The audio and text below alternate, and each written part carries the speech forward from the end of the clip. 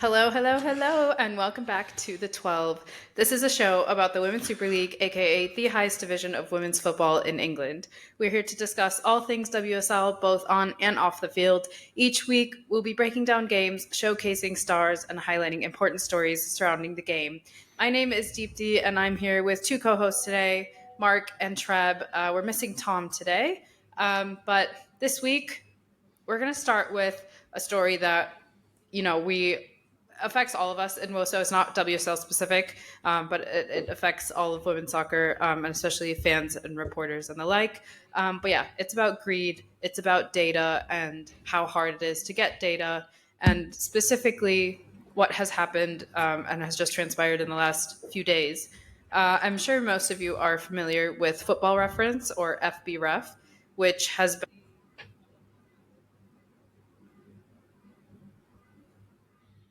Oh, and we lost Deepti. Oh, damn. Okay, so I guess I'll just pick up where she left off. Yeah, so essentially, the story that we're featuring this week at the beginning is, like DT said, having to do with data, and it's specifically having to do with Football Reference, better known as FB Ref. Now, for those of us who, um, certainly fans of the game, but also like cover the game and whatnot in various capacities. You're probably familiar with FB Ref. It's like become the main, I would say, resource or home for football data. And I think for no matter what football you watch, but I think for those of us who cover women's football in particular, it had become a resource that we relied on. I mean, especially for advanced data. I mean, if you've been following this show long enough, you would have heard us make reference to the fact of how difficult it is to get any kind of data, any kind of information on women's football. I mean, like even before this recording, we were just talking about something like Google, that everybody knows. And you can't even get like regular, like if a match is going on, you'd hardly be able to tell if you looked it up on Google. And once that match is over, it's almost like it never happened. And so, FBref had become a resource that all of us could rely on. But we got news. I think it was in the last couple of days or no, it was I think last week. But basically, the all the information that was available on FBref as it relates to expected goals, so post shot data, as that's known as, um, all of that's no longer going to be available. And not only will it not be available for current matches or upcoming matches, it will not be available for past matches going all the way back to I think 2016. Mm-hmm. And I mean, I don't know. There's no other word to say for me. Like, I think it's just devastating. I mean, just because that's a lot of data. That's a lot of data that we had available one day that's just kind of gone. And, I think I know for me personally, I definitely felt frustration when I first heard the news and just kind of a sadness, because it's like, it's like I mentioned before, it's been difficult to look up data on the women's football, but it's like at least we had this, right? At least we thought we knew anyway, that we could always come to this. Um, but now that's gone, and it's kind of like, where do we turn? Where do we go from here? I guess in terms of looking for our data for women's football. Yeah, I mean, just speaking from a journalistic perspective, as many people now know, I cover both MLS and NWSL here in Los Angeles. But especially for the NWSL, it is a devastating blow. Unfortunately, NWSL.com is not the best place to get advanced metrics or any metrics. A lot of times their stats are like a year delayed. They're not really fully fleshed out. That's a conversation for another day as to why that's the case for the league's own website. But like I know for me, like, what we do at Angels on Parade, like we go through at the end of every season, we do like a player postmortem and we talk about every player and we try to go through stats, and it really just killed what we do, essentially, what I do essentially, because it's like, especially now as I'm moving into the midfielders and the forwards, you like to talk about like, okay, this player was able to convert on this XG, or like this player had this many, you know, not just shots on goal, not just shots, but like how they affected the match beyond that. How they were able to create different shots, how they were able to move in terms of like not just heat maps, but like how they're able to set up plays, and what they were able to do as players for their team, and all of that is gone. And like you said, it's not just for the season upcoming, it's not just for this year, it's for, you know, a decade of history is now gone. Like you go to FB Ref and you look for these statistics and they're not there, you know, and it happened overnight. And I think as Deepti mentioned, like a big point of this is the greed. I mean, it's important to say that right now it is just unconfirmed speculation, but the biggest kind of speculation out there is that, you know, this is down to what sports betting has become, and you know, certain places with the 2026 men's World Cup happening soon, just kind of not wanting these kind of statistics available to, I guess, help people. Like, I don't really bet on sports, so I know it's there, I know it's prevalent, I know it's prominent, but I guess like this is done partly in part to prevent people from really looking at that kind of statistics, as you know, the biggest tournament of the world happens soon. And then there's the other part of it that's really also greed, is that this was a move spearheaded by Opta. And for those that don't know, Opta is a site that specializes in advanced statistics. And the way that their site works is that for people, you know, first of all, regular people, just fans of the game, casuals and the like, they cannot access what Opta does in terms of advanced stats at all. For someone like me who covers the game, it takes a lot of work to even be. They are, if I could compare them, they are a bit like Ferrari, like the car company, right? Like, you know, like that you hear like you can't just go in and buy a Ferrari. Like you have to have had a Ferrari in the past. Like, you know what I mean? Like you have to have either had a used one, or like you have to be known to kind of get in the building. And that's the way Opta is. It's like, unless you know someone that knows someone who can vouch for who you are, to even get a quote for them is near impossible. And then once you get that quote, you realize like this is someone, like this is a company that is charging a lot of money to view their statistics, to view what they do. You know, it is a subscription service, and that subscription isn't like $20 a month. It's not like Netflix. Like this is, you know, one of my colleagues said it best. Like they are charging basically a car payment's worth to view their stats. And just on principle alone, a lot of us are like, why would we do that? You know, some of us have the means, and like, yeah, if I really wanted to, I could. But you have to understand that so many of us, as I get on my soapbox here a little bit, like so many of us that cover the women's game, especially, we don't have money coming in from what we do. So many of us do it for free. Like when you talk about people that cover the NWSL, 95% of those people that cover it, me included, like we do this for free, unless we have the privilege of writing for a publication like an ESPN, like an Equalizer. You know, I'm very fortunate. A lot of times, like I do national team stuff for SB Nation still on one of the 3 sites that exist for soccer on there still. So like, you know, outside of that though, like we're truly independent. Like what we get is from people who appreciate the work that we do. And so just like, you know, paying for a service like Opta just isn't feasible. And even if it is, again, it's the principle. Like they are charging so much money for it. But yeah, like it's just it's really disappointing because like you mentioned, Marc, this is already a sport on the women's side. Again, on the women's side especially, like stats are hard to get. And we were talking about it earlier. We here stateside, we couldn't even watch the FA Cup for the WSL. You know what I mean? Because of how TV deals work and how things work. People overseas can watch it. Like that's great for them. But like here stateside, we could no, there wasn't an FA Cup. There was literally no way to watch any FA Cup matches other than like following stories on Instagram.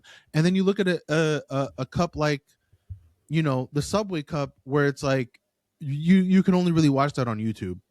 And like me personally, I had a hard time finding the City Chelsea match. Like I was able to find the Arsenal match because they had that on the Barclays YouTube page, but I didn't see. It took work to find the Chelsea City match. So like all that is to say is like we already have a hard time as it is following women's soccer, and they've only made it even harder to get the statistics that people like myself who cover this game for a living need. Like these are statistics that help me talk about the game in a way where fans can look at and be like, okay, this person knows what they're talking about.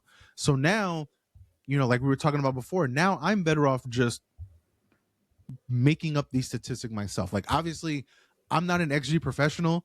I don't know how like the mathematics that go into how some of these percentages work, but at the same time, I've been following the sport of soccer long enough. I know that a shot from 30 yards outside of the box is probably a lower XG than a shot from 10 feet in front of the goalkeeper's face, right? Like I know that much.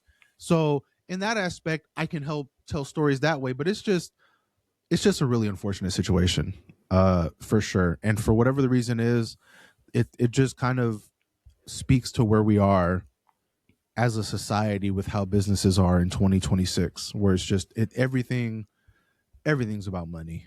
Everything's about money. And it's killing the game that we know.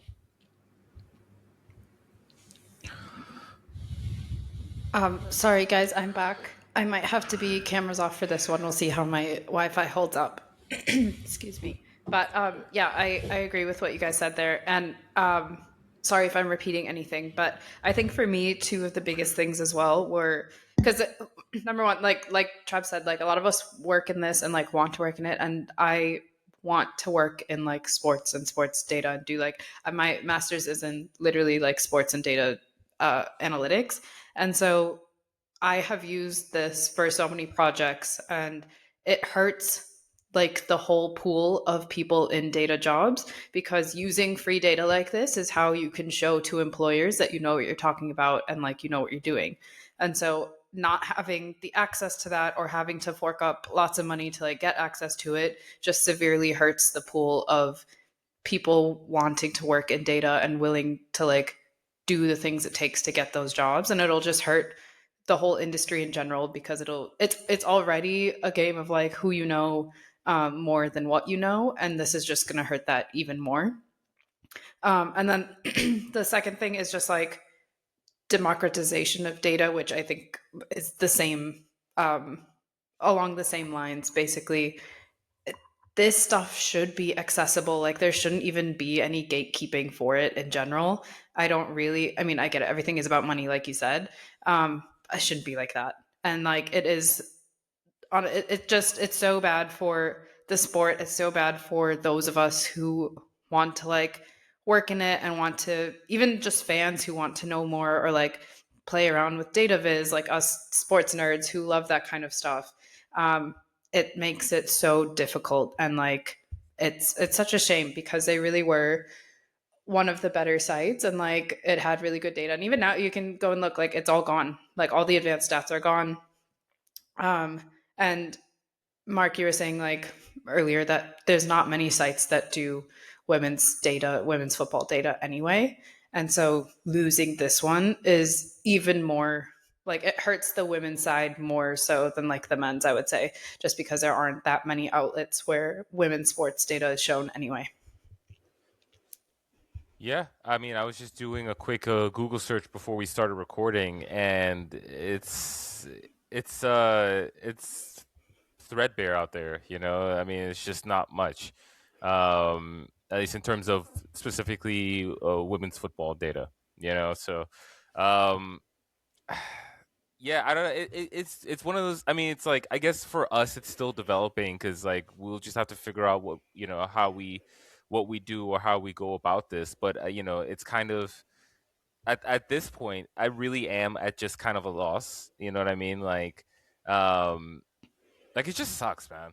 Like like we care about the game. We want to talk about it. We want to sound Yeah. like we know what we're talking about. Like it just it doesn't feel like it should have to be this difficult.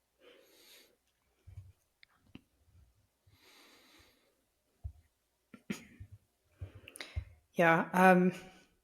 I mean, that's pretty much it. It just, it sucks. And like, there's, excuse me, my throat. There's nothing we can really do about it, which is what makes it even worse. Like, you can pressure the sites and the people who made this decision to try to get it back, but it really is up to them. And like, they're making more money out of it. So like, Yeah, like you can try to pressure these what's their people, but like incentive? unfortunately, Opta is getting paid by like companies like ESPN, or like, I mean, maybe not ESPN because they have like their own analytics area, but like they are getting paid by entities that have the money, and they are getting enough money brought in where like this move was obviously done in a way that makes them feel like they don't need us. And it just, again, like it sucks on the women's side because we've been working so hard to try to get more, and it seems like we're getting less and less, right? Like, especially again, like as someone that covers the NWSL, a lot of the talk is like we need more journalists, we need more people covering the sport, we need more people that care about the sport. And that's already hard to do when so many of us are doing it for free, and now you've taken away a resource that a lot of us use. And yeah, like if you look around, Twitter and Blue Sky, like so many people who are in this world as people who cover the sport, like we're devastated because this just kills so much of what we do. And it's going to be worse for the game as a whole, because if we can't talk about this in a way that gives people faith that we know what we're talking about, like what are we doing? So I don't know. It sucks. Maybe after the World Cup there's enough heat on them that where they change it, but this is obviously done in a way where I think we won't see a change until after this summer, unfortunately. Yeah, if that. But hopefully we'll see. All right. We will move on to game results. This past weekend and during the week, we had only cup games. And so we had the FA Women's Cup fourth round matches, which were on the weekend of the 17th and 18th. And then after that, during the week, we had the Subway Cup semifinal matches. So we'll cover all of those. We didn't do any predictions for these games, so I'm not going to mention our prediction scores yet. We'll talk about that when we preview next or this coming weekend. But for the FA Women's Cup, we had, these are just the teams that are WSL related. Everton at West Brom. Everton won 5-0. Newcastle was playing West Ham, and West Ham won 3-0. London City played at Sunderland, and they only won 1-0. We'll talk about them. Chelsea beat Crystal Palace 5-0. Tottenham beat Leicester City 3-0. Every single one of these had I'm noticing now, it's just one-sided. It was a shutout on one side. Yeah, I was going to mention that all the WSL, Yeah. spoiler alert, all the WSL teams won in shutouts, which was interesting. Yeah. Man City at AFC Bournemouth won 6-0. Brighton versus Nottingham Forest 2-0. Liverpool at London Bees at the Hive Stadium, which we just love the name. They won 6-0. Man United beat Burnley 5-0. And Arsenal beat Aston Villa 2-0 at home at Meadow Park. So yeah, basically every WSL team won and in a shutout. But which is expected for most of them, because most of them played teams in lower leagues besides Arsenal. But we still beat Villa, which is great. I know we were a tiny bit worried about that Villa, one. if you were wondering, I still hate them.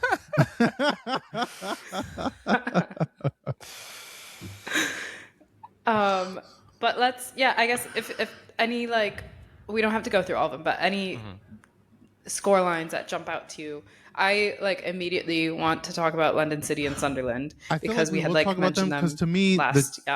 To me, the two score lines that stick out for vastly different reasons is the 1-0 win from London City Lionesses over Sunderland and the 6-0 win for Liverpool. Yep. Mm-hmm. I'm not necessarily surprised Liverpool won in such a way, because again, the London beat, like, the London Bees from the Hive Stadium. Like again, that is an EAFC club football team if ever I've heard one. Right? Like they all respect to them. I just don't, I think they're what, like fourth division, fifth division, fourth division, something like that. So I'm not surprised. Something like that, yeah. Yeah, like I'm not surprised that they lost, but the fact that Liverpool was able to get 6 goals, I think says a lot about them, because like I've talked about on here where like it feels like they are close to getting that first win. Like if it feels like they get so tantalizingly close to that first win in the WSL, and they just, little things happen where they either end up drawing or they end up losing. So I think even though the opponent was inferior, getting that 6, like putting 6 past any team at any level, like gives you confidence. So maybe it gives them confidence. I have to look up to see what their schedule going forward looks like, but it's possible it gives them confidence. But yeah, like I said, those 2 scorelines surprised me. And if we want to talk about London City, we can. But like I'll open it up to you or Mark to see if you want to talk about Liverpool a little bit more. But like, yeah, like I was surprised that they won 6-0. I'm not gonna lie. Like I knew that they would win. I thought maybe 2-0, 3-0, convincing fashion. They scored 6 goals, which is massive for them. I mean, do they even have 6 goals all WSL season? That's a Like, good question. like That's a now, good question, now I'm actually. like looking it up right now. Let me see. Let me see. Let me see. Let me see this WSL standings, right? Because this is what shows the goals for. Liverpool have 8 goals in the FAWSL season this year. So they essentially scored 2 fewer goals than they have all year after 12 matches in the WSL in that one match. So who knows? Maybe it'll help them out. But like, yeah, like I was surprised. 6-0. Like, congrats to them. I honestly didn't think it would happen like that. And that was without Olsen, who's like their Their most prominent scorer, goal scorer. yeah. But I So, think this was a much needed, as Mark says, this was their get right match, right? mhm. Like, even though it was against a fourth level team or whatever, 6-0 is still 6-0. And, it's hard to score six goals on anyone. I think we talked about, because London City played Liverpool in like the WSL the last weekend in week 12, and we talked about them, how it was 0-0, and like it was horrible, or like a bad outing for London City more so than Liverpool, but Mhm.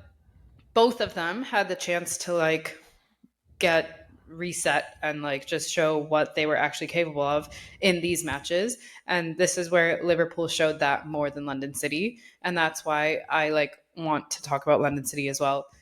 Yes, they're playing Sunderland, who are a championship level team, not like a fourth level team, but still, like considering where they are in the WSL table versus like where Liverpool is, like they should have won by more than 1-0, I think. And like we were saying basically, if they don't win by what 3 or 4 goals, then something. But they have a new manager already. Like the King got rid of the old guy immediately, and they hadn't scored in like what was it, 3 or 4 matches or something in the WSL. And so even now, just scoring one, okay, at least they got 1 goal under their belt under this new manager. But still, it's not something to be like proud of or like excited to look forward to.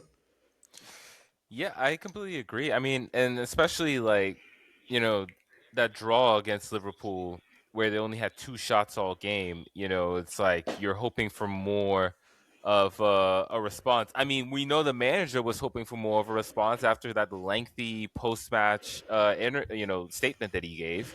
Um and it doesn't seem like I mean, just based on the scoreline anyway, doesn't really seem like, that message really landed yet.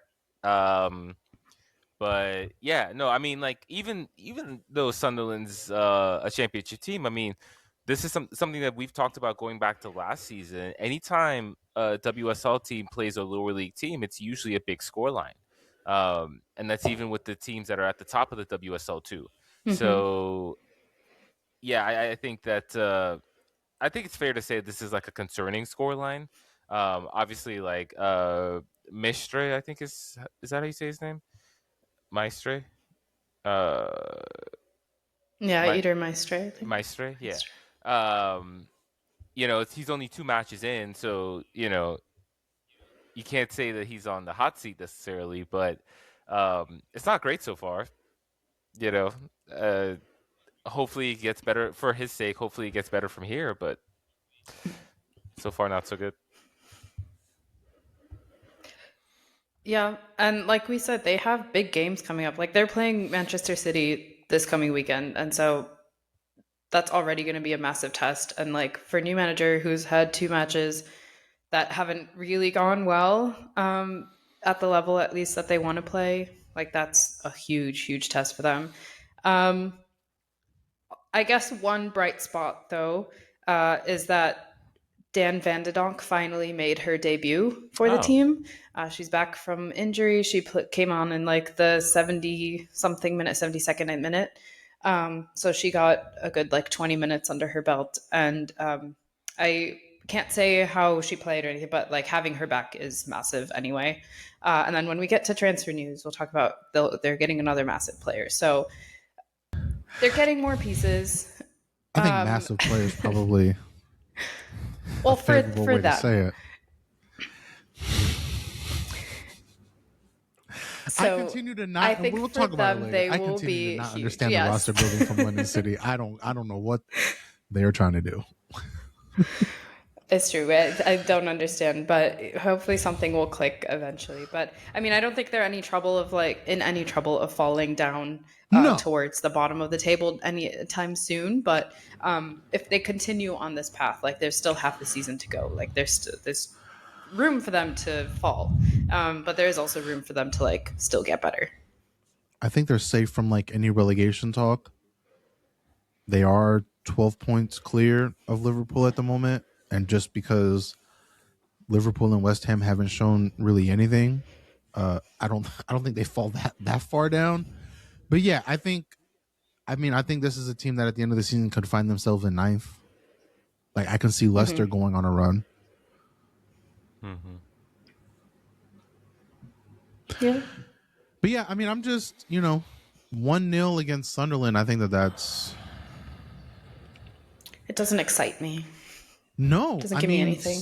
how do you let Arsenal, who are going up against a WSL team, a team that like got a result against them in the beginning of the year, and a team that is known for getting results against top teams, how do you let them beat that side 2-0 and you only muster one goal against Sun? Like I don't care if it was away, like I don't care. Sunderland are a team that I'm looking at what Sunderland have done recently, right? And this is a team that over their last few matches they lost 3-1 to Newcastle, they drew 1-1 to Durham FC and needed penalties to get past them. They lost 3-1 to Nottingham Forest, and they barely won 2-1 to Ipswich Town. So like how do you let them almost get a result on you? And it takes you 50 minutes to score the game-winning goal. Yeah.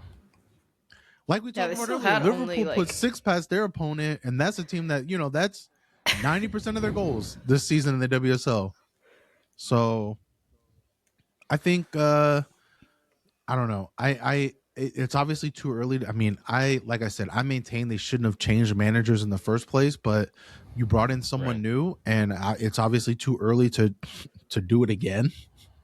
But their latest results don't excite, right? Like, what are their latest results? They won 1-0 to Sunderland, and I think their new manager's first match was the Liverpool match, if I'm correct, right? Yeah. So that Yeah. was the 0-0 draw. So you drew against the worst team in the WSL in a match that was away, and you barely won 1-0 against a team that is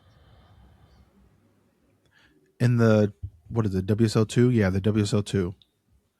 I'm trying to see where Sunderland are. They are 8th place right now. They have 12 points in the WSL2. They are closer to Oof. relegation than they are anywhere near the top 3. So You drew to a team that is in a relegation fight in the WSL, and you barely beat a team that is in the relegation fight in the WSL too. I guess. Congratulations. You're Yeah. the coach of that team. I don't know. I'm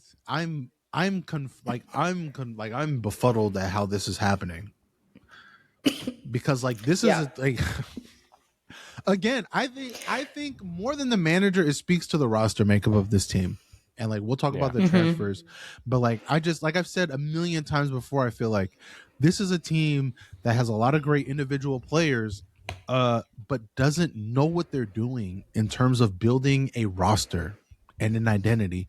And I say that going back to the fact that I cover NWSL, I cover Angel City. Angel City's problem for a long time was that they were just getting players not really understanding what the fuck they were doing building a roster. Mm-hmm. And they finally have figured out like, okay, this is what we want to be. This is our roster. And it feels good now where it's like, I look at London City and I'm like, okay, cool. You have a lot of great individual players. Like, what are you doing as a team?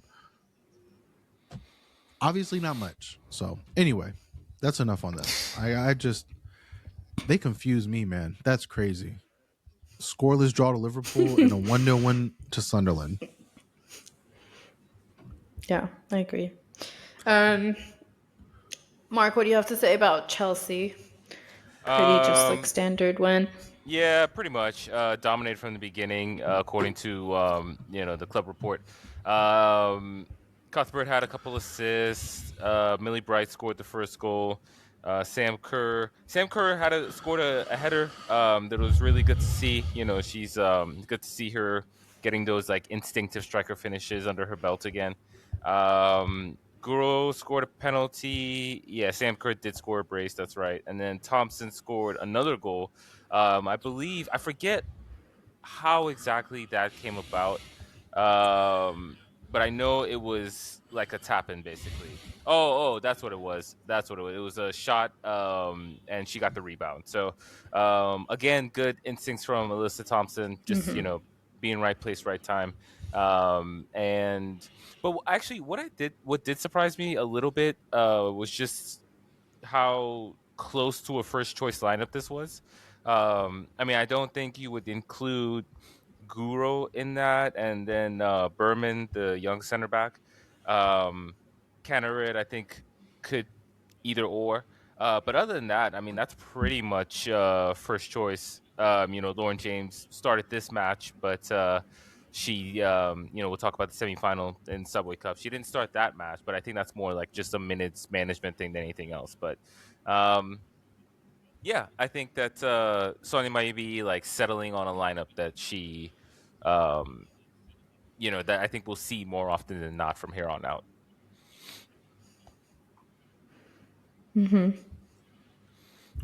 Nice. And then Treb, do you want to talk about Arsenal Villa? Just real quick. I mean, it was a clean 2-0 win.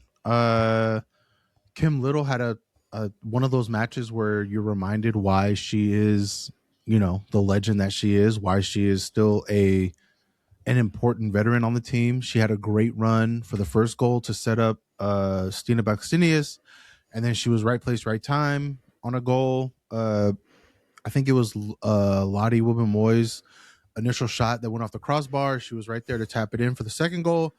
It was another one of those matches where they probably could have had more than the two that they had.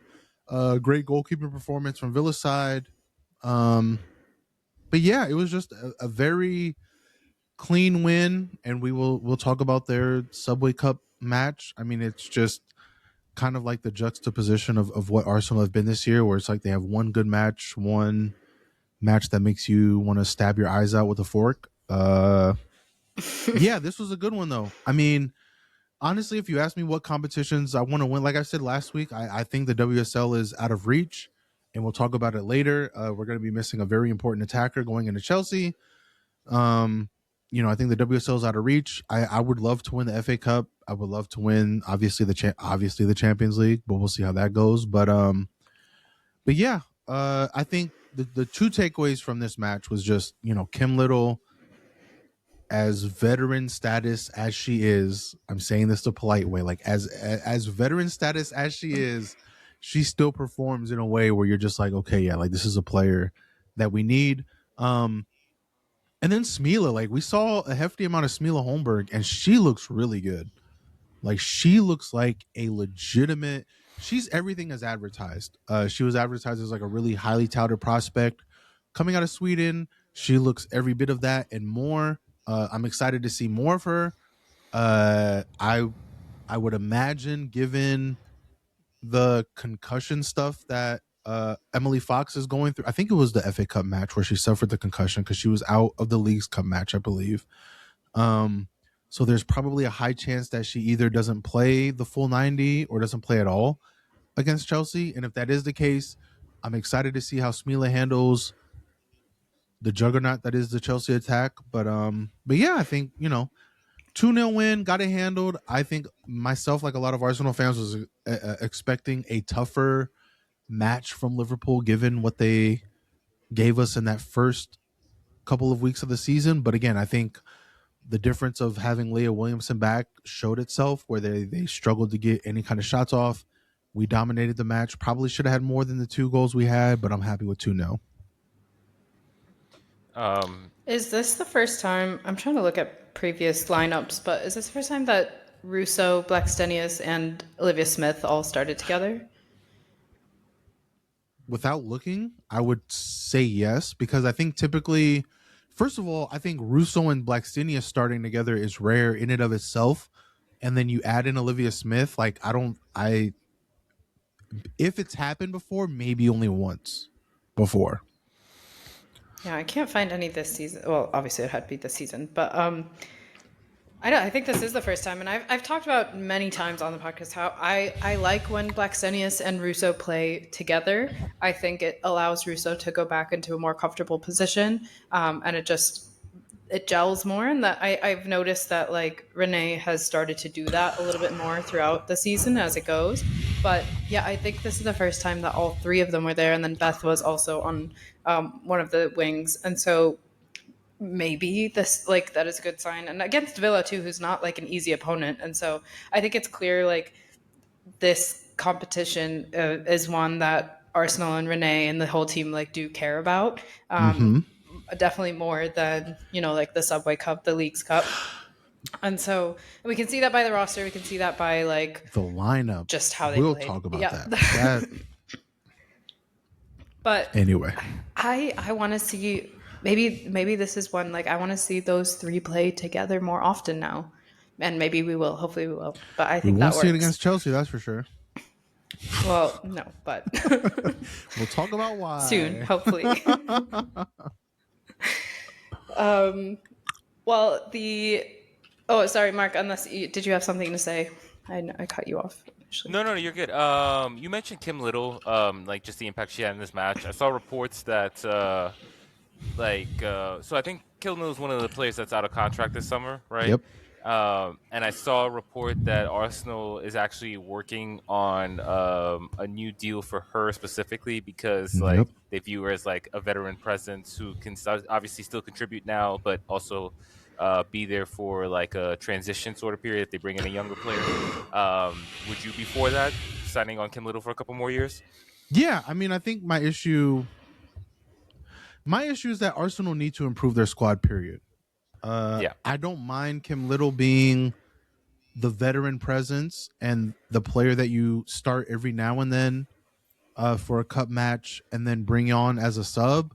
But I think when Kim Little is like your only option in midfield, there's a problem with your roster. Right. Just again, given the fact that City and United and Chelsea are like strengthening their squads in such a rapid pace as they are, that's my issue. So like I don't have issue, and like we'll talk about this later. Like I think Kim Little, I love the fact that they're like Kim Little is going to retire with us. Like I'm all for that. I think that's great. She's been a great steward for the club. She's been with us I think 15 years now. So like obviously I want her to retire as an Arsenal player. I love her to death. I appreciate everything she's done, but like yeah, I'm like my problem is more I don't want her to be the first option that we have to go to. Like, you know what I mean? Like yeah. I want her to take on that veteran role, to be that player that you bring on every now and then. maybe start every now and then just to give other players rest, but is someone that you more lean on as a leader in the locker room more so than someone you're leaning on the pitch. That's not to say she can't do it on the pitch, but that's just to say if Arsenal Football Club want to be who they want to be, like they just have to improve in all areas. Yeah. Okay. Yeah. Fair.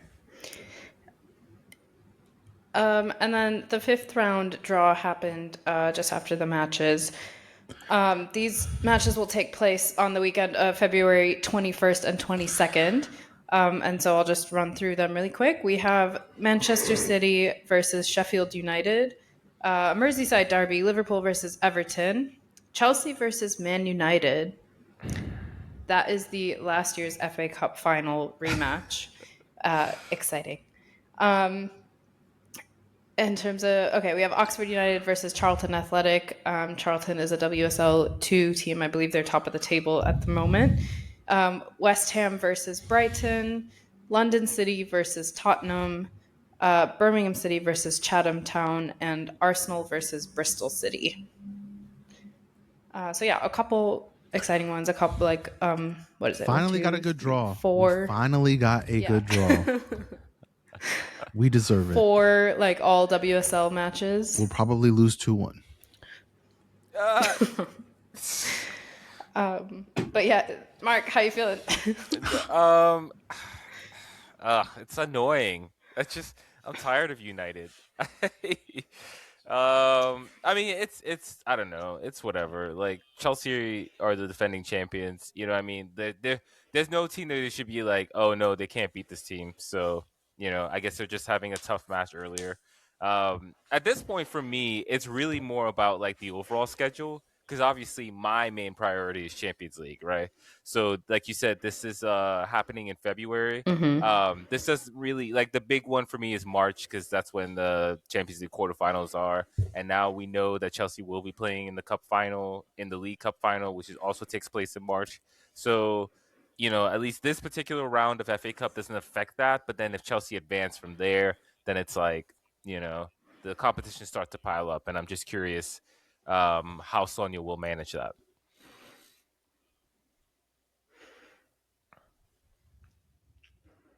Yeah, and we can talk about that right away. Like the Subway Cup, also the semifinals were just this week, and it was Arsenal versus United and Man City versus Chelsea. Both had a 1-0 scoreline. United and Chelsea ended up winning. So again, like it'll be Chelsea versus United in the final, which takes place in March. Like you said, it's going to be March 15th. And at Ashton Gate Stadium, which is in Bristol. They always do this at a neutral stadium. But you're right, like the competitions pile up, especially this time of the year. But I mean, honestly, I'm like relieved. I don't like losing, but like relieved that like Arsenal is not in this competition anymore because it's just one less game in that long run of matches to have to like deal with and put out players and like risk injury, et cetera, et cetera. And so like in a way, it's good because it's like we said, it's the league's cup. Like not to shame any cup, but like if there's one that you don't want to care about, it's this one. And honestly, like I don't even think there's that much shame in it. I don't know if you want to talk about that report now or if you want to do the matches first, but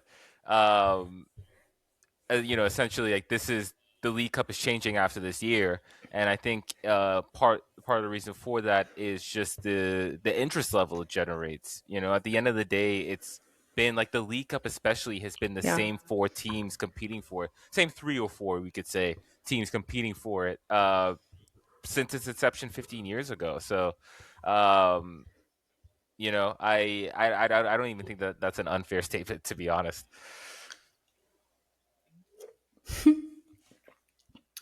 You can talk about like the revamp of the like Subway Cup, which might not even be called the Subway Cup next year anyway. Oh no, are we losing Subway? Is it no longer going to be the fresh cookies and the combo and the whatnot? We don't know. It's not confirmed. It's not confirmed. But yeah, essentially, so the Champions League teams going forward will not be participating in the League Cup. We'd actually gotten some reports around this before, but then we got still no official word from WSL, WPLL about these changes, but we've gotten reports from reporters that we trust, that the BBC and the Guardian and whatnot. But essentially, yeah. So the three teams that are competing in Champions League will not participate in the League Cup. Um, the league phase will be changed to the Swiss round robin style, I think it's called. Essentially, what they use for the Champions League now on the men's and women's side, that will be introduced to the League Cup. So now, each of those teams that are in the group phase of the League Cup will play 6 matches, and the top 8 advance to the quarterfinal round. And I think that those changes are smart. I know that this is controversial, especially among English fans. To me, it just makes sense. Like I said before, like with the big teams in there, it just kills any real intrigue. It's the same 3 or 4 teams, and so now that the Champions League teams are not going to be in it, there still will be one of those teams, but then like it'll basically be like one of those teams in the field, right? So I actually think that that is kind of interesting. And then the fact that they've revamped the group stage so that it's more even, and I think it just makes more sense. I never really liked the group stage, how they were doing it before with the regional draw and all that, like uneven groups and all that. Like that just never really made sense. I think this makes a lot more sense, and one of the reasons I like it is that it'll help address the underload issue that a lot of players kind of deal with in the women's game. Underload, essentially not playing enough football. And that's something that even WSL teams deal with, because as we'll see in the next couple of months, as obviously we're in the latter stages, we're at the final of the League Cup already, but even as the FA Cup, as we get to the latter stages, you'll see how few games certain teams have, to where they'll go 3 or 4 weeks without a match. And so I think that obviously had to be addressed. So I like the changes overall. I think they just make sense, even if they are kind of unconventional. But as something that I always argue, I do think that administrators on the women's side, on the women's game side, need to be unconventional. We can't just copy what the men's game do, because they're just different. Um, there are different issues that need to be addressed on this side.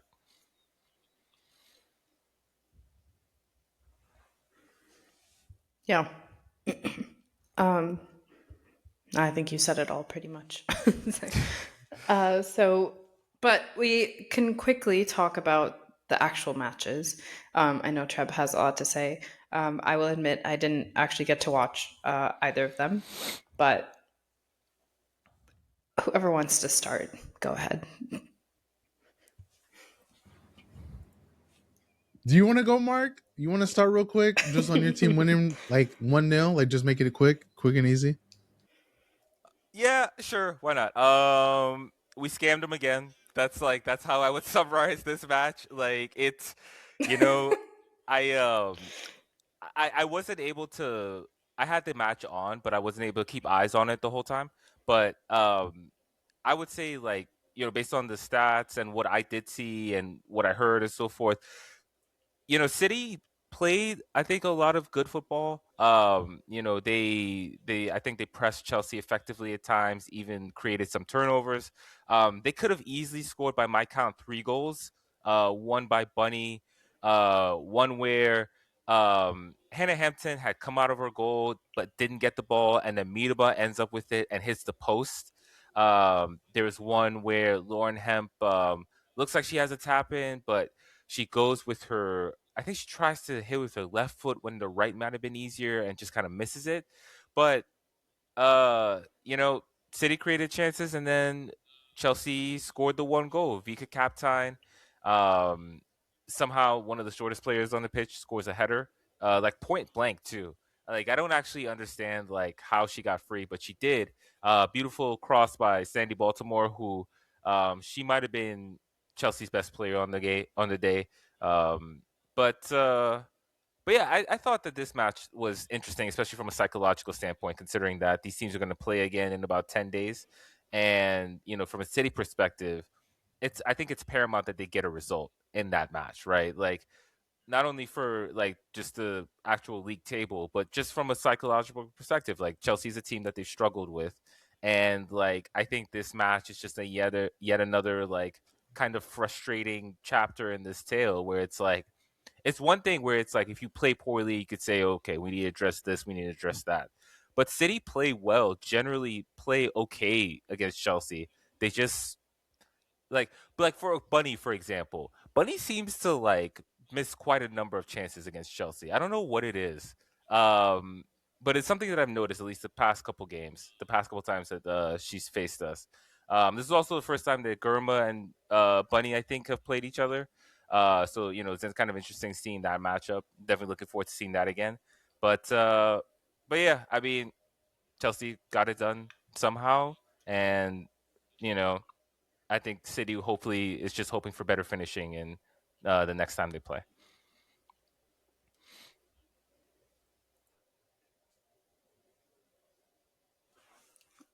Treb, it's all you now.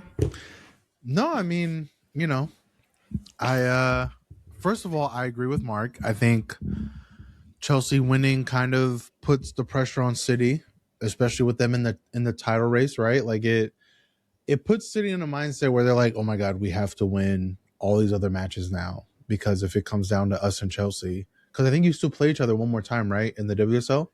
So I think City are thinking like, "Oh my god, if it comes to us, what are we gonna do?"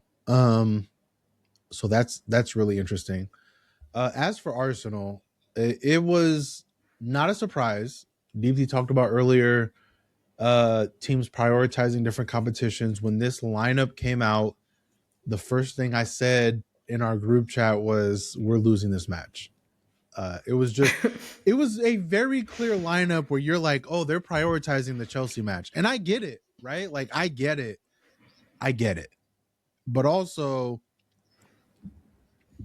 it was not the kind of lineup that inspired confidence in any way whatsoever. And while the result isn't surprising, it was one of those matches where it just feels terrible because Arsenal dominated the entire time. They probably should have won this match 3-1.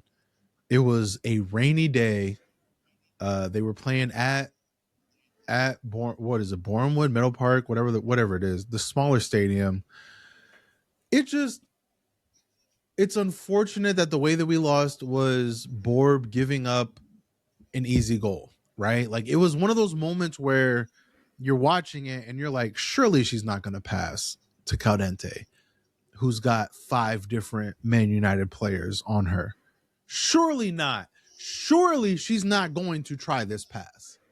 And then she tried the pass. And you're like, what? And it was very obviously picked off by the Man United player. Credit to Caldente, who tried her best to retrieve the ball from behind. She couldn't get to it. She ended up on the ground. United was able to pass it around to the 50 other players that they have in the area with no one around them, and they scored the goal. And they scored the goal by like this much, by the way. They almost missed that shot. It was a clear shot, and they still almost fucked it up. So the fact that we lost like that adds insult to injury because you're just like, this is where we missed that. Like, I think Borb has done an incredible job. I think it's really unfortunate that this is like the one mistake that she's had in the last few matches.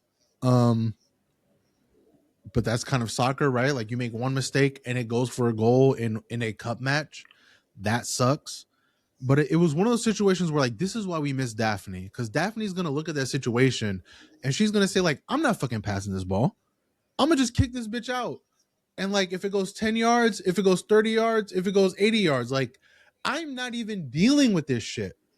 Even if they get the ball back again, like I'm kicking it out because like I'm a smart goalkeeper and I know what is happening. But like, this is why playing out the back is so difficult because not a lot of goalkeepers have that awareness. You have 5 Man United players and you still try to play a pinpoint pass. What are you doing? Like truly, what are you doing? So it sucks to lose like that. Not surprised to lose. It is what it is. I don't care about this cup. Like, I'm gonna keep it real. The only downside to this match was the fact that Olivia Smith got 2 yellows and now she's gonna be out for the Chelsea match. That hurts because without Olivia Smith in that Chelsea match coming up in now 2 days, this is the 22nd that we're recording. That Chelsea match is on the 24th. We don't have Olivia Smith. We don't have an attack. Like, we just don't. Alessia Russo Also, has. I didn't realize that the red in this one would affect like the league Yeah, match. no, because it's but one of yeah, those, that like, kinda sucks. because it's the FA Cup, like, because it's the Barclays, all of the same, right? Like, you are now suspended for the next fixture in that competition, which is unfortunately the Chelsea match in the WSL. So now keeping that top 3 spot has become increasingly harder. I will be happy with just a draw against Chelsea at this point, but it is painful watching the women's team. We are now in January 22nd. The only transfer move they've made is for Smila Holmberg, a move that we know got done in the summer. They've done nothing to fix the squad. They've done nothing to add to the squad. I'm a broken record in saying this. I've said it a million times. Renee Slager's got the best out of everyone last season. They have now fallen back to earth. There's so many players on this team that I wouldn't care less if they left. Caitlin Ford could leave tomorrow. I don't give a shit. Beth Mead could leave tomorrow. I don't give a shit. Like, I truly could not care less. And this is me being polite because Caitlin Ford has done next to zero for this team this season. Like, literally, her entire objective this year apparently is just giving the ball away. Beth Mead has had moments, but still, I think people are trapped in nostalgia and the fact that they like her as a person. She's been dog shit for this team productively. Alessia Russo can't seem to score a goal to save her fucking life. The only semblance of attack we've had has come from Olivia Smith and maybe Stina Blackstenius. We're fucked. Meanwhile, Chelsea have 20 different attackers and they're still buying Alyssa Thompson. Meanwhile, City have 80 different midfielders and they're still getting Sam Coffey. And we're sitting there with our thumb up our ass, apparently happy with the fact that we're fucking struggling for third. Who the fuck knows what's happening? Claire Wheatley was at that match. I pray to God maybe she understands now that we need some fucking help. Jodie Taylor, save me. For the love of God, watching the women's team makes me want to gouge my eyes out. I hate the way we are playing right now. Like, truly, I don't even want to watch this Chelsea match because I know what's going to happen. We're going to lose 2-1. It's going to be a bullshit call for a penalty or something, and we're going to lose. Like, I already know the script. I get it. Whatever. I don't care. Get somebody in. We have like 8 days left in January. Buy somebody. Buy somebody. Selena Cersei's out there. Buy her. I don't care who you buy. Fucking buy somebody. Anybody. Something. For the love of God, help this team. All love to Kira Cooney Cross. Like, her mom is going through what is going through. Like, we don't have anybody in midfield anymore. I'm so tired of seeing Mariona Caldente play the 8 like she's an 8. Put her at the fucking 10. How do you have the most creative player, one of the most creative players in the world, and you put her at like the least creative position? What are we doing? Like, for the love of God, figure it out. Like, I'm just so tired. That's my Arsenal rant for the day. Congratulations to Man United. They will now see the final for the first time in their history because they're a dog shit organization. For the love of God, Arsenal, fucking figure it out so we can win something this year. I'm tired. I wasn't expecting a full Arsenal rant, but thank you for that. I wasn't either, but honestly, as I started talking, like, I realized, like, I hate watching this team. I'm not gonna lie. This team pisses me off. Like, how are you letting City and Chelsea lap you the way that they are in terms of roster building? Figure it out. We're too good to be like this. Like, this sucks. United are. Fair. A team with an owner that doesn't care about their women's team is about to pass you up. For the love of God, figure it out. All right, I'm going to skip to the news. We don't have a lot of time left, but Actually, you know what? Before that, I'm going to put my camera on really quick because I'm going to show you guys. I finally opened my first Cutwater. White Russian, sponsor us. Hashtag not an ad. I'm on my third in case people haven't been able to tell. It's good. It is really sweet. I White can tell Russian's why the you best, like right? them. Yeah, But listen, I'm on my third it one is good. for I mean, the I day. love a White Russian anyway, but like, yeah. There's So, nothing better than a sweet alcoholic drink that easy, fucks you up. convenient. Listen, figure it out, Jody Taylor, please. Anyway, what are we talking about now? What are we talking? Let's get into the week 13 matches we got coming up in a day. Camera's going back off. We are talking about the transfers that happened since last time we recorded. There's just a handful I guess of them. we're not talking. I guess I'm not talking then because Arsenal have none. Great, yeah, awesome.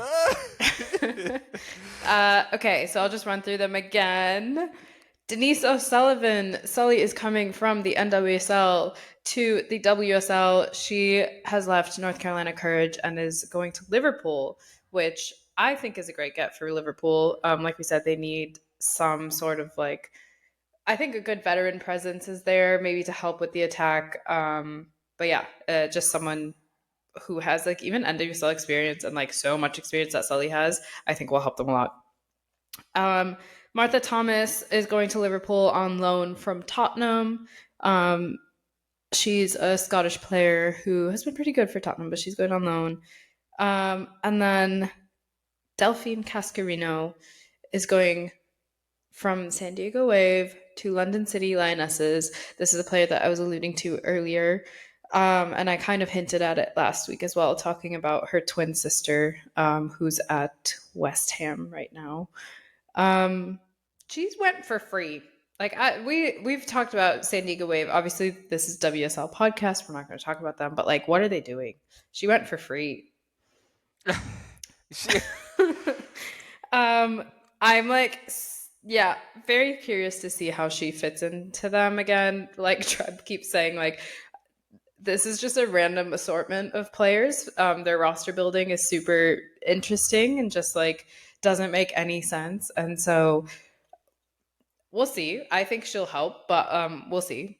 And then we have Manuela Pavi going from, she's leaving West Ham and going to Liga MX, to Toluca. She is a Colombian player and she's been really good for Colombia.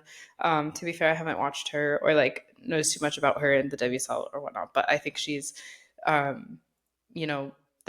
CONCACAF or CONMEBOL energy will be lost at West Ham. And then finally, we've got Alicia Lehmann, the Swiss player, leaving FC Como and coming to Leicester City. She jumps around from team to team, just based on whoever wants to put her in photos. Oh, damn, we could use a boost on our bottom line. I mean, she's a very marketable player. Right. Also, I don't know if we talked about Ellen Wangerheim.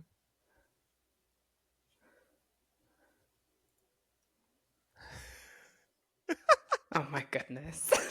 What did he say? I wasn't going to say anything, but I produced a crunk. What did he say? He said... so that was a very political way of putting that, for what I said. Naming her a marketable player. Oh, Lehman? Yeah, the fact that I know who... Yeah, listen. Congratulations, Lester. Congratulations, Lester. You've won Instagram. Good job. Yeah. I don't know how much it's going to help you on the pitch, but hey, you got the likes. I was going to mention real quick, Ellen Wangerheim from Hammarby signing with United. So they signed another Swede, another forward, actually. Hammarby has had their team raided. Yeah. Mm-hmm. But also, this is United's third signing of the January window, which I didn't realize there was. Oh, that's right, Lundqvist. I forgot about her. But yeah, like to your point, Treb, like United actually being active, like they actually have some serious depth at forward now, which is kind of crazy to think about. But yeah. Oh, also, sorry, real quick. You mentioned the Martha Thomas signing, Deepti. She actually scored a brace for Liverpool against London Bees. Mm-hmm. I was going to mention that, but since you mentioned the signing, now's as good a time as any. So Well, instant Sullivan impact. also got her match or her goal too. Again, that yeah. match. Oh, that's right. She scored the opener, I think, right? Yep. So Liverpool instant signings are to impact make from- an impact. I mean, There you are. Yeah. again, no Arsenal news. No Chelsea news either, to be fair. I mean, do you need more news though, Mark? Do you need more news, Mark? I would like. Holy I shit! would like. Do you need more I- news? I know you. I This don't isn't love my EAFC, midfield. Mark. You can't sign everybody every 10 minutes. All right, chill the fuck out. You have enough. The way Chelsea act, I thought it was EAFC. I was right. mistaken. I mean, I know the way you guys do. Listen, the way that you and City act, like I swear to God. Anyway, I mean, yeah, I just think it speaks to, again, like what are Arsenal doing? Like you look at Chelsea, like Chelsea have a Lauren James and Alyssa Thompson. I mean, they have, when Myra gets healthy, they have Myra. Like they have a slew of players. Like you look at City, they have a Bunny Shaw. They now have our Viv Miedema. They now have, the likes of Sam Coffey and stuff in the midfield. You look at Mary Fowler United. when she United comes have back. Mallard. Like, who do Arsenal have that you can look at and say, okay, when shit's going sideways, find a way to score? They don't have that. Like, and that's, again, like that's what's so frustrating about watching this team. Like, so much of what they do is just dependent on players that are actually terrible. So I don't know. Hopefully something changes. Hopefully something changes. This season is starting to shape up to be really depressing.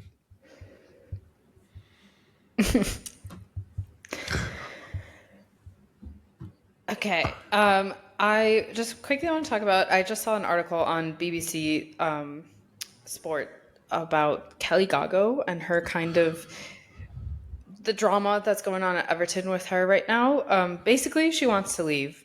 I'd love to have her. Yeah. She wants to leave, and Brian Sorensen, who's their manager, has said, like, you know what, she's free to go, but like she has a release clause, so as long as the club who wants her pays that up, then she's free to go. What is it, like and the thing is, 500,000? it is 500,000. Yeah, her release Really? clause is 500,000. Brother, Yeah. Arsenal, Yep. pay that today. Pay that today. Pay that now. Kelly Gago is French. She, I guess, has expressed that she wants to go to PSG, and PSG has expressed interest in getting her. However, the PSG offer, so like I said, release clause was 500,000.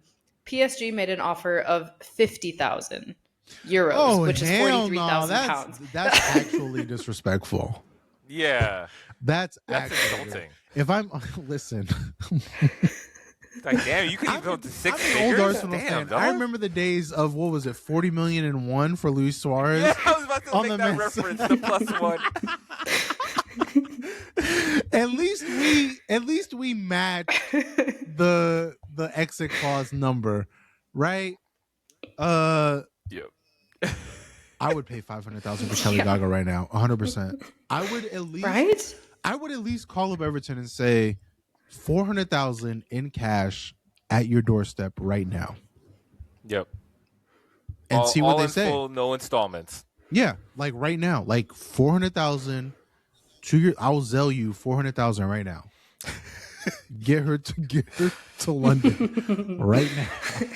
And if they say no, like pay the extra 100,000. Like I've said this before, for a team like Arsenal, for teams like Chelsea, for teams like City, like 10 million can get you the best women's soccer team squad on the planet, and 10 million is absolutely nothing to some of these clubs. And for a club like Arsenal, 500,000 for a player like Kelly Gago, like to come in and help you and help your attack in a way that you don't have that help, I think would be great.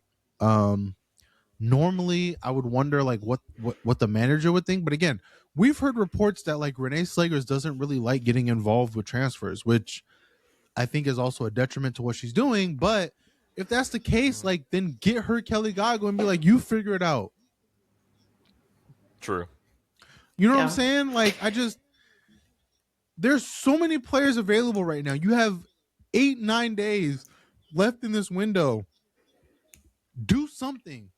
because your only player brought in is a player you had a deal for done in the summer. Like, you are the reigning Champions League winners. Like, do something to show that you want to be more. But yeah, I mean, like, that's interesting Kelly Gago news. Like, I'm not surprised she wants out of Everton. She is their only really, solid player, and Everton are a pretty down organization right now. I'm like scrambling to figure out where they are at the table. They are 10th right now with 8 points. They are a bad loss away from being in the relegation battle. But again, exactly. You have to have confidence that Liverpool can fucking win a game that they haven't won all season. So like that helps. But like, yeah, they are a bad week away from being in the relegation battle. So like I can see why she wants out. She's definitely a super talented player. I would love to have her in London. I can understand being French. She wants to be at PSG, but if they're offering 50,000, that's super disrespectful. And if I'm Everton, I laugh in their face and hang up the phone. Yep. But No, also, like, okay, not so even apparently, like a biased opinion. Like that's 50,000. No, you're right. Cost is 500,000. You're gonna offer me 50,000? Like you can actually sit on one. But that's what I'm crazy. saying. I need girl to stand up and know her worth, because she's the one who told like the French newspaper they keep that Everton was blocking the move to PSG. So like she wants to go, and I guess she doesn't care how much she goes for, but like still like know your worth. Not that it affects you personally, like the money goes to the club, but like still I feel like know your worth. But also there's like maybe some stuff will come out afterwards, but she apparently described her treatment as unfair and claimed that there was one incident involving one of the coaching staff, not manager Brian Sorensen, but another staff member, during a training session that left her in tears. So like, Yeesh, I that's not think good. there's probably been some like beef there, and so she just wants out. And like at this point, she'll take anything. But obviously, like if you're Everton and she has that release clause, and for a player like her, you're not going to accept something at like less than a tenth of what you're asking for. So Yeah. I mean, I get it, money wise. Because this gets into that conversation of like, the team blocking a player's, path and affecting their career and so forth, right? But I do think also like, Everton just signed her last January, and if they want to at least make their money back and there's some, I think that's fair enough. I don't think they're asking for a crazy fee. I think that she's worth the 500K.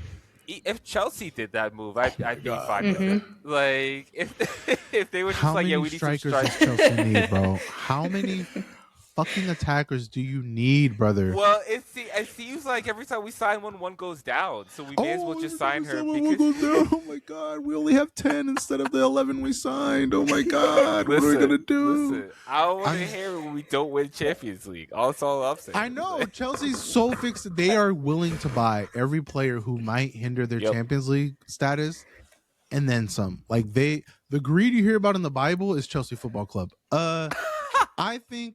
Jodie Taylor, Claire Wheatley, someone listen, go get Kelly Gago, make her happy. I mean, I just think that like, yeah, you're right? Like I think I'm all for players getting out of bad situations and toxic environments, but 50,000 out of the $500,000, fee that you have, like that is actual disrespect. Like that is actual disrespect. That's actual disrespect. If I'm Everton, I'm just like, you can actually go fuck yourself. Like, call us when you're at 200,000 at bare minimum. Like 50,000, that is Gago, crazy. You don't want to go to PSG anyway. For real. Where let me look that up. Let me look. You guys continue on. I want to look at where PSG are at. I mean, it's the French league. Well, we're just so I'm about sure wrapping like up. second, So they're probably that league is a farmers league anyway. I feel like we're gonna hear stuff about PSG because what's happening there? Wait. PSG women's team are 4th in the Farmers League. They are behind Olympique Lyonnais, who are first, with 37 points. Nantes FC, who are 27 points. Paris FC, who have 24 points, and PSG sit at 23 points in 4th, with Fleury right behind them at 22, and Strasbourg right behind them at 22 points. You're letting your crosstown rivals beat you. Come on. Gago. please understand your worth. Do not do. I know you're right. Don't do this. Do not do this. All right. On that note, we got to get out of here. Thank you for listening and staying with us. Sorry for the technical difficulties, but you can find us on Apple, Spotify, YouTube, wherever you listen to your podcasts. Hit that follow button to stay up to date when new episodes drop. Leave a rating and a review if you can. We'd love to hear your feedback. There are 12 teams, 6 matches, 4 hosts. You're listening to the 12. Cutwater, sponsor us. Give us ad money. Arsenal, We buy love you. somebody. For the love of God, buy anybody. Anybody. Chelsea, sign Bye-bye. Gaga. We need her.